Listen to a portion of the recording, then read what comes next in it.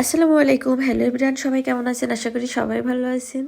তো আমরা আজকে গিয়েছিলাম গদখালি। দেখুন, ফুল ছাড়া, সিজন ছাড়া গদখালি কত সুন্দর দেখা যায়। দেখুন, আসলে ফুল এত সুন্দর বলা যাবে না। ফুল ভালোবাসে না এমন মানুষ মনে হয় পৃথিবীতে খুব কমই আছে। তো এখন কিন্তু ফুলের সিজন না, তারপরেও আমরা গিয়েছিলাম ঘুরতে।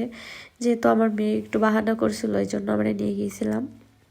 তো এখান থেকে আমরা সব কটা পার্কেই মোটামুটি গিয়েছি, এটাই যাওয়া হয়নি কোনোবার, মনোয়ারা ফিউচার পার্ক। তো এই পার্কটা অনেক সুন্দর, আমি ভিডিওতে দেখছিলাম, বাট এখন ফুলের সিজন না, এই জন্য একটু ফুল কম, তারপরেও অনেক সুন্দর।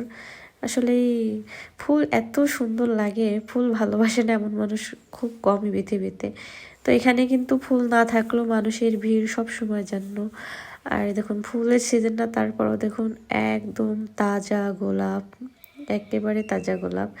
এই আঙ্কেলের কাছ থেকে আমি কিছু ফুল নিয়েছিলাম। তো এখানে আমার হাজবেন্ড আবার একটু দোল খাচ্ছে, তো সেটা আমি একটু ভিডিও করলাম। তো এইগুলো দেখুন, শীতের সময় আসলে এগুলো আরও বেশি সুন্দর দেখায়। তো ফুল থাকে, তো এই জন্য এগুলো কিন্তু খুব, মানে এগুলো পরিচর্যা চলছে। যেহেতু ফুল সামনে অনেক ফুল হবে এখানে, সামনে শীতকাল, শীতের সময় এখানে বেশি ফুল থাকে। এখন একটু কম, তারপরেও যা আছে মাশাল্লাহ ভালোই লাগছে, দেখতে সুন্দর লাগছে। এগুলো আসলে অনেক সুন্দর।